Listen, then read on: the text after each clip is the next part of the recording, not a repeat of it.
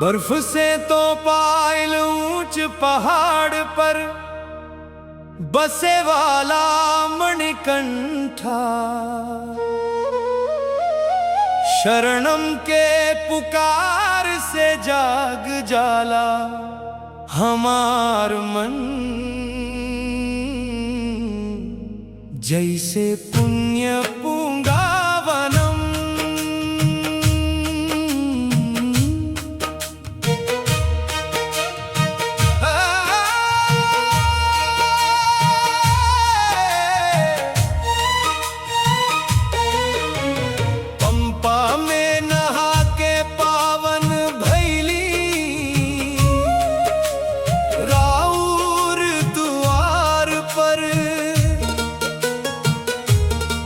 इरुमुड़ी कट्टू लेके आवत बानी हमनी।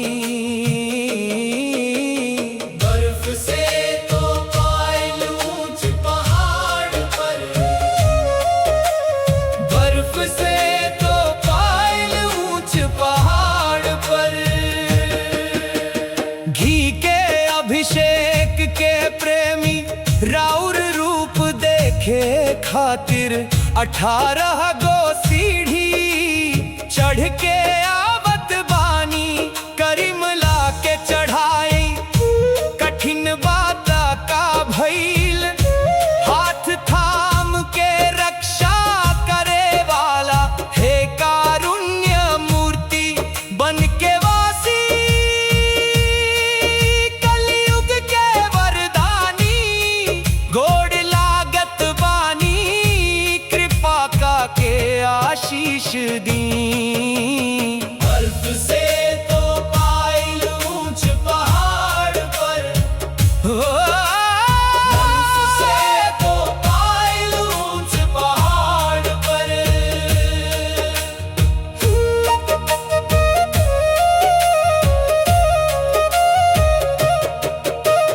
वावर स्वामी आ बाघ के साथे रहे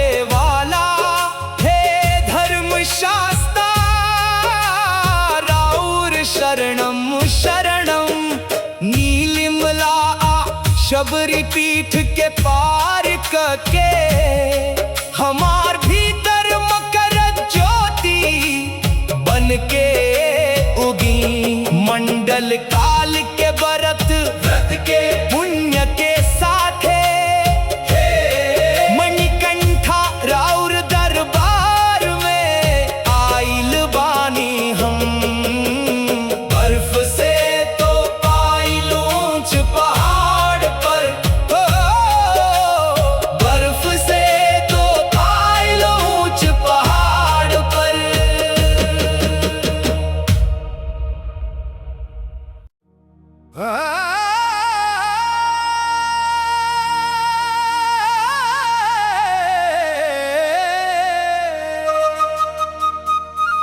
बर्फ से तो पायल ऊंच पहाड़ पर बसे वाला मणिकंठा,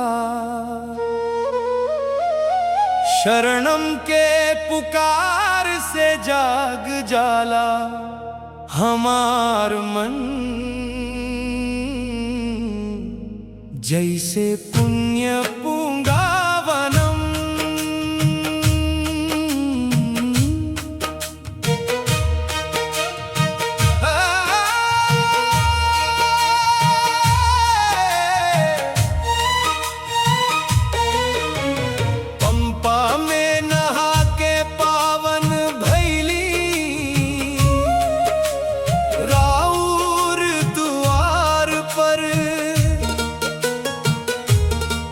इरुमुड़ी कट्टू लेके आवत बानी हमनी।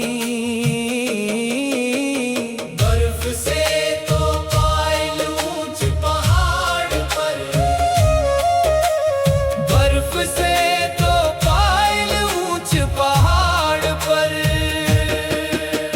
घी के अभिषेक के प्रेमी राउर रूप देखे खातिर 18 गो सीढ़ी चढ़ के आवत बानी, करीमला के चढ़ाई कठिन बात का भइल, हाथ थाम के रक्षा करे वाला हे कारुण्य मूर्ति बन के वासी, कलयुग के वरदानी गोड़ लागत बानी, कृपा का के आशीष दी। बर्फ से तो पाइल ऊंच पहाड़ पर, बर्फ से तो पाइल ऊंच पहाड़ पर,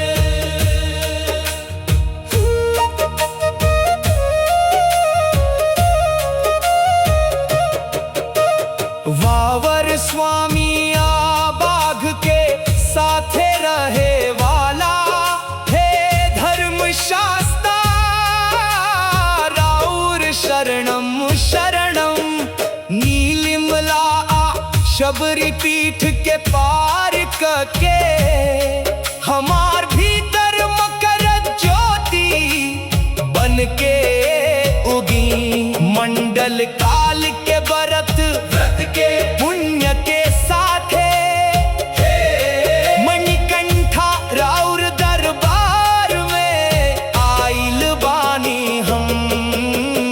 बर्फ से तो पाइल ऊंच पहाड़ पर, बर्फ से तो पाइल ऊंच पहाड़ पर।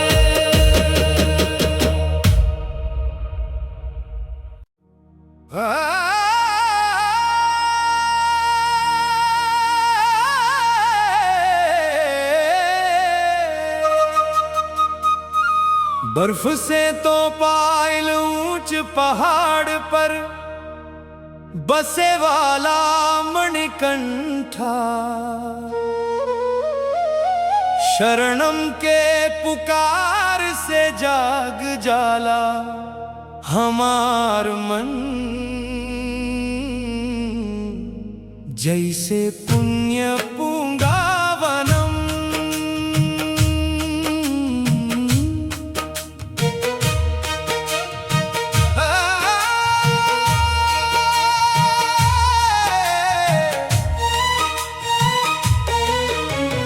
पंपा में नहा के पावन भैली, राउर द्वार पर इरुमुड़ी कट्टू लेके आवत बानी हमनी। बर्फ से तो पाइल ऊंच पहाड़ पर, बर्फ से तो पाइल ऊंच पहाड़ पर, घी के अभिषेक के प्रेमी राउर रूप देखे खातिर 18 गो सीढ़ी चढ़ के आवत बानी, करीमला के चढ़ाई कठिन बात का भइल, हाथ थाम के रक्षा करे वाला हे कारुण्य मूर्ति बन के वासी, कलयुग के वरदानी गोड़ लागत बानी, कृपा का के आशीष दी। बर्फ से तो पाइल ऊंच पहाड़ पर, बर्फ से तो पाइल ऊंच पहाड़ पर,